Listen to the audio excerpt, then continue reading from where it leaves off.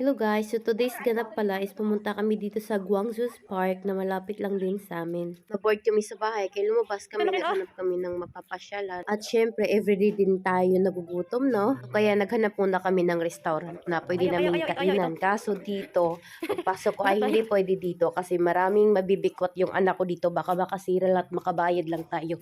Kaya naghanap kami sa iba. Bali, tong old na park na to is isa pala tong old city hall sa unang panahon pa daw, ewan ko, 100 years ago. Kaya marami mga turista din nagpupunta dito galing ibang bansa. Yung iba nagdadala pa ng mga tour guide. Pero nasa gitna siya ng city. Yung unang panahon pa daw, ganito daw yung mga kabahayan dito. Itong spot na to, ito yung pinaka-old city hall dito sa city nila. Kaya dinadayo pa ng mga taga-ibang city. Lalo na daw pag summer, marami talagang tao dito. At alam nyo ba guys, yung nakakabit dyan na mga words dyan sa gilid, alam nyo ba ang mahal niyan?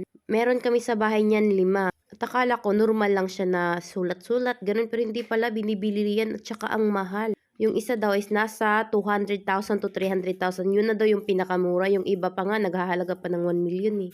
Ewan ko anong klaseng sulat yan. Tapos yan, pagpasok namin sa building na yan, sobrang luma na niya talaga. Parang nakikita ko lang siya sa TV, yung mga movie ni Jet Li. At yung mga Chinese, magalang sila sa mga ninuno nila. Pinapahalagahan nila yung nakaraan. Karamihan sa mga Chinese is mga relihiyoso talaga sila. Buddhist lang yung relihiyon nila.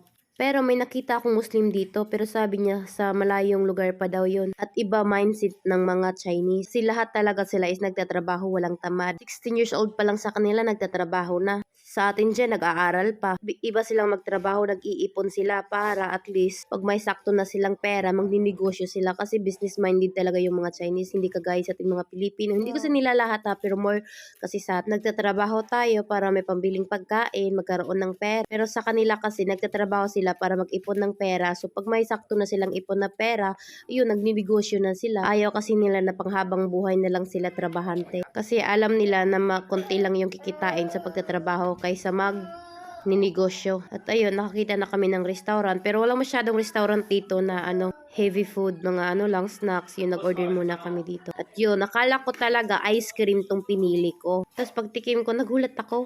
Tofu pala siya na malamig na hindi ko, ewan ko, ang walang lasa. Parang nadismaya ako, kaya umorder na lang ako iced tea. At saka lahat talaga ng mga Chinese is masisipag. Aside sa masipag sila, matatalino din sila mag-isip kung ano ang dapat gawin at paano sila kikita ng pera. Grabe silang mag-ipon. Kahit konti lang sahod nila, pero iipunin nila yan kahit pang matagalan. Iba sa atin, one time, big time tayo eh. Maghahanap tayo ng malaking sahod. Tapos kung gumastos tayo, Diyos ko, ang lakas din. Pero sa kanila, 100%, 20% lang yung gagastusin nila at yung 80% is iipunin nila. At ito, nagpunta na kami sa mall kasi gusto ko bilhan yung anak ko ng sapatos.